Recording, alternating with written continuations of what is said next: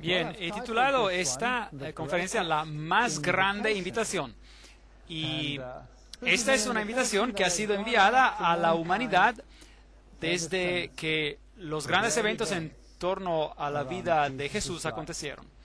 En Juan 2:19, Jesús dice, destruid este templo y en 3 días lo levantaré. Ahora, el templo obviamente era un prototipo, y sirvió como prototipo de casi todo lo que Jesús representaba. Y en un sentido, nosotros también podemos llegar a ser parte de un templo espiritual que Dios está preparando.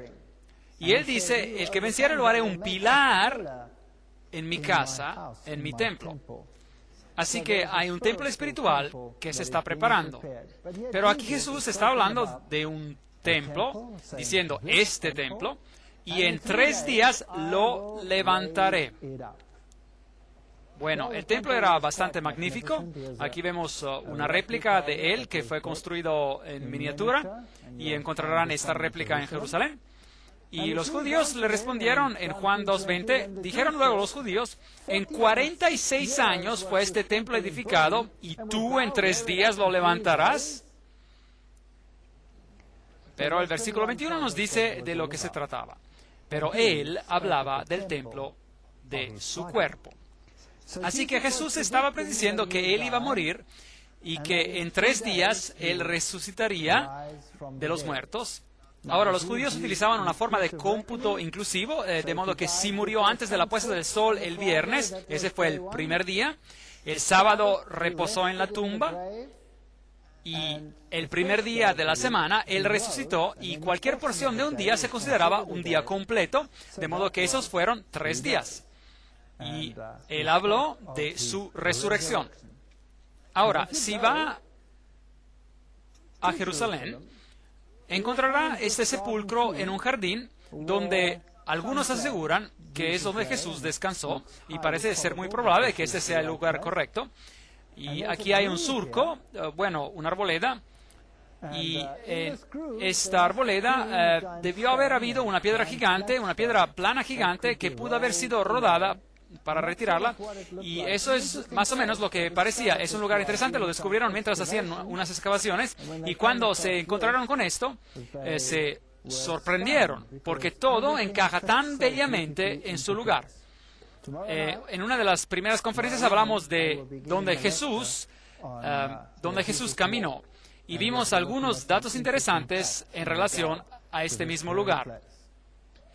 El versículo 22 dice en Juan 2, por tanto, cuando resucitó de los muertos, sus discípulos se acordaron que había dicho esto, y creyeron en la Escritura y en la palabra que Jesús había dicho.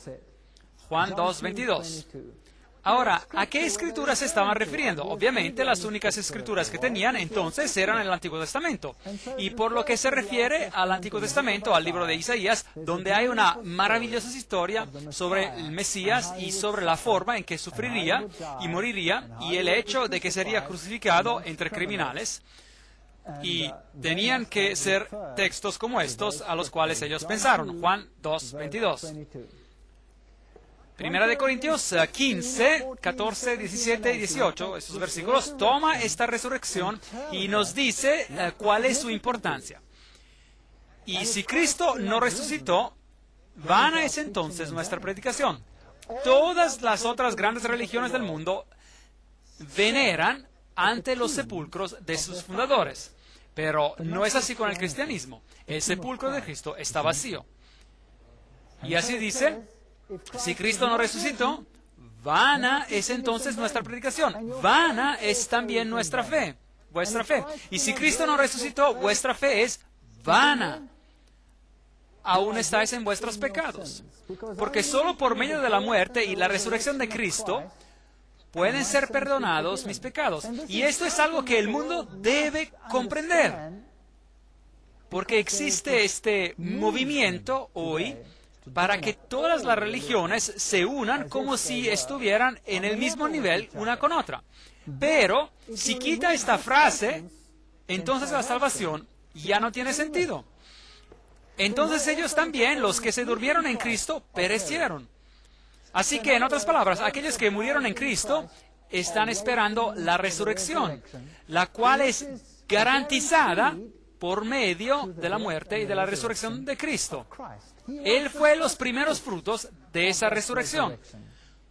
¿Cómo puede ser Él los primeros frutos si la Biblia dice que otros fueron resucitados por Cristo mismo? Y el libro de Judas implica que Moisés fue resucitado.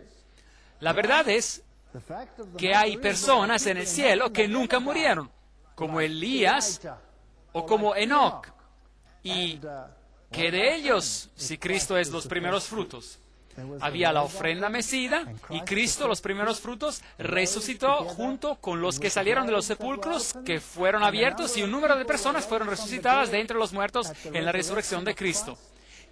¿Qué hay de todos ellos? Cristo es el garante. En otras palabras, aun si personas fueron trasladadas antes de la muerte de Cristo, fue bajo la presciencia, la garantía de que Cristo moriría y sería resucitado de entre los muertos y vencería al pecado. Por lo que su salvación dependía, al igual que la nuestra, de la muerte y resurrección de Cristo. A este Jesús, entregado por el determinado consejo y anticipado conocimiento de Dios, ¿ve la presencia? Dios sabía que iba a tener éxito. ¿Podría haber fallado? Sí, pudo haber fallado. Él era completamente humano y completamente divino. Pero Él nunca utilizó su divinidad ni una vez para protegerse a sí mismo. Ni una vez. Y así que en su forma humana, en su humanidad, Él podría haber fallado, pero Él venció donde Adán falló. Así que a este, entregado por el determinado consejo y anticipado conocimiento de Dios, prendisteis y matasteis por mano de inicuos, crucificándole, al cual Dios levantó, resucitó, sueltos los dolores de la muerte, de modo que solo en Cristo hay salvación, por cuanto era imposible que fuese retenido por ella. A este Jesús resucitó Dios, de lo cual todos nosotros somos testigos. Hechos 2, 23, 24, 32. ¿Podemos ser nosotros hoy en día testigos de la resurrección de Cristo, sí o no? Sí podemos. Sí podemos, porque solo en Cristo uno encuentra el tipo de transformación que vemos en personas que lo han aceptado y que lo han seguido en todos sus caminos. Sin Él es imposible, por lo que Cristo debe estar vivo. Y si usted elige caminar con Él y tener una experiencia con Él, entonces sabrá que Él no se está pudriendo en algún sepulcro, sino que Él es el que resucitó de los muertos y está sentado a la diestra del Padre. Y luego, después de la resurrección, Jesús da la comisión. id y doctrinad, enseñad a todos los gentiles, bautizándolos en el nombre del Padre y del Hijo y del Espíritu Santo. La plena Trinidad, la plena potencia de la Trinidad. Enseñándoles que guarden, ¿qué dice? Todas las cosas que os he mandado, y he aquí, yo estoy con vosotros todos los días hasta el fin del mundo. Mateo 28, 19, 20.